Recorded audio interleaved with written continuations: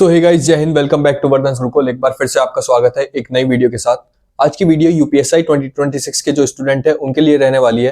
तो सबसे पहले हम बिना देर किए बात कर लेते हैं। जिन भी स्टूडेंट्स को लगता है कि यूपीएससी में मैथ्स की उनकी वीक है या उनसे मैथ्स नहीं होगी, तो सबसे पहले मैं बता देता हूं, अगर आपको मैथ्स से डर लगता है तो आपको प्रॉब्लम ये नहीं है कि आपको डर लगता है या आपकी मैथ्स वीक है। प्रॉब्लम ये है कि आपको मैथ्स की रियलिटी नहीं पता कि यूपीएससी में मैथ्स कैसी आती है।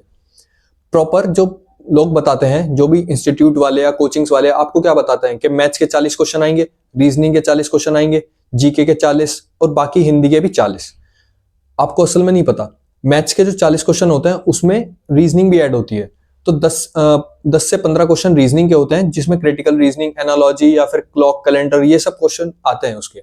बाकी जो है पोर्शन जो रहता है 25 से 30 नंबर का, वो मैथ्स का रहता है। मैथ्स के क्वेश्चन आपको देखने को मिलते हैं, वो भी प्रॉपर अर्थमेटिक बेसिस।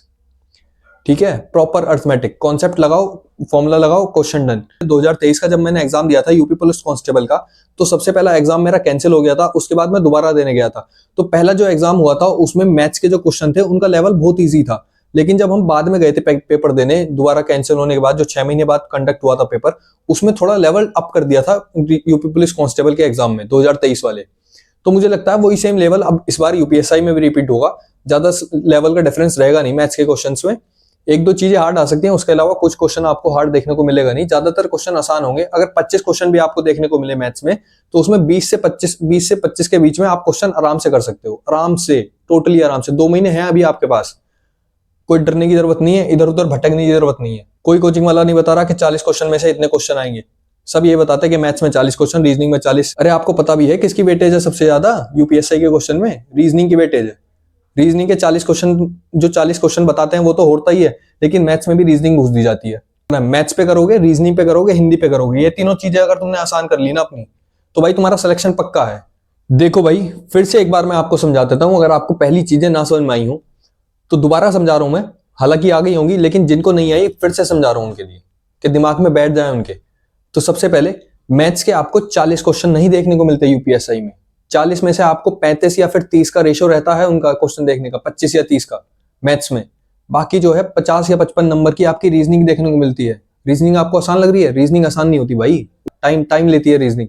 क्योंकि उसमें क्वेश्चन ऐसे 2 से 3 क्वेश्चन तो पिछली बार यूपी कांस्टेबल में वो वाले बढ़ दिए थे, जिसमें क्राइटेरिया रहता है, कंडीशन रहती है कि भाई ये बंदा है, इसको हमें कंपनी में रखना है, अपॉइंट करना है, उसके लिए इसकी इतनी परसेंटेज होनी चाहिए, इतनी एज होनी चाहिए, उसके बेसिस पे आपको सेलेक्ट करना है। तो 2 से 3 मिनट, 4 मिनट एक क्वेश्चन खा जाता है उसमें। तो रीजनिंग पे आप ज्यादा फोकस करो। मैथ्स के 25 क्वेश्चन देखने को मिलेंगे, 20 से 22 क्वेश्चन आप आराम से कर दोगे। यूपीएससी में सबसे ज्यादा रिपीट कॉन्सेप्ट ही पूछे जाते हैं। सबसे ज्यादा रिपीटेड कॉन्सेप्ट मैथ्स में होते हैं यूपीएससी में। जितने पीछे के मॉक लगा लो, मॉक में जितने भी क्वेश्चन आपसे हो जाए ठीक है, नहीं हुए कॉपी में नोट डाउन कर लो जितने भी कॉन्सेप्ट उसके रिगार्डिंग है। सबसे ज्यादा तो उस टाइम कॉन्सेप्ट मुझे देखने को मिला है ना मॉक लगा के, वो ये दिखा के एक टाइम होता है, टाइम फ्रेम के, एक बंदा है इतने बजे चला, वो इतनी स्पीड से चला, इतने लेट पहुंचा, फिर इतनी स्पीड से चल के वो इतनी जल्दी पहुंच गया।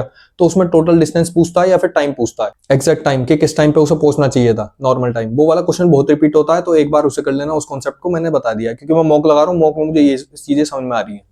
ये वाली वीडियो मैंने शॉर्ट ही बनाई है, ज्यादा लेंथ की वीडियो में नहीं बताता, क्योंकि मुझे ऑलरेडी पता है, ऑलरेडी मैंने पहले वीडियो में बता रखा है कि भाई मेरे पास भी टाइम कम है और आप लोगों के पास भी टाइम कम है। और ज्यादा भटकोगे ना इधर उधर, कोई कहेगा हार्ड आएगा क्वेश्चन, हार्ड आएगी मैथ्स, तो आपका दिमाग उधर जाएगा कि हार्ड आएगी यार, छोड़ देता हूँ, ये कर देता हूँ, वो कर देता हूँ। अरे हार्ड आएगी तो सबके लिए आएगी ना, तुम्हारे लिए थोड़ी आएगी भाई, सबके लिए आएगी हार्ड।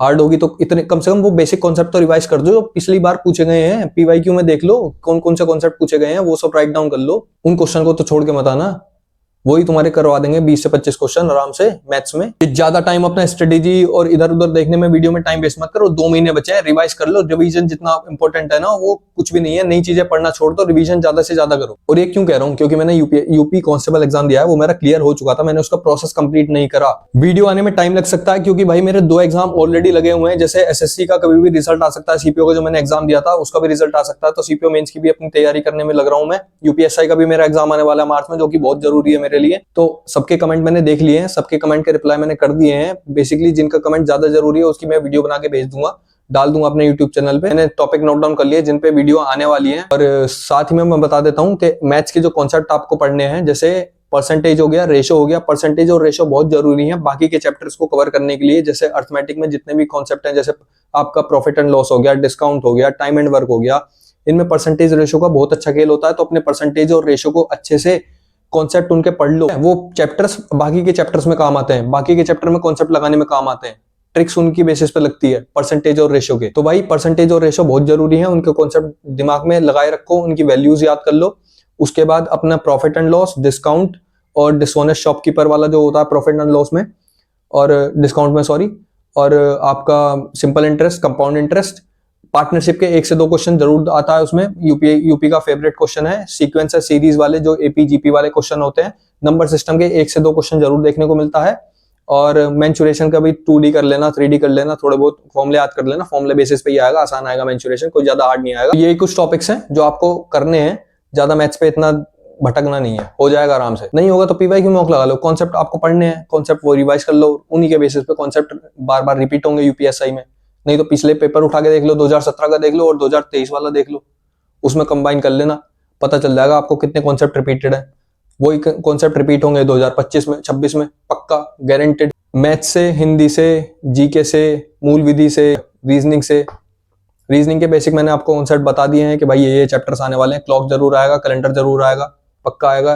किसी की शिफ्ट में क्लॉक आ जाएगा, किसी की शिफ्ट में कैलेंडर आ जाएगा। तो ये टॉपिक्स पहले ही अपने रेडी कर लेना, उनमें टाइम लगता है करने में। बाद में ये सोचो कि 3-4 दिन में सब कर लेंगे, नहीं भाई, लास्ट के दिनों में नहीं हो पाएगा। पहले से अपने कॉन्सेप्ट रिवाइज करके रखना, नोट्स बना लेना, आपने बना लिए होंगे, अच्छी बात है। और बाकी आगे की वीडियो आती रहेंगी, कमेंट सेक्शन में कमेंट कर देना, वही वीडियो मैं प्रोवाइड करवा दूंगा। तो मिलते हैं बाद में, जय हिंद।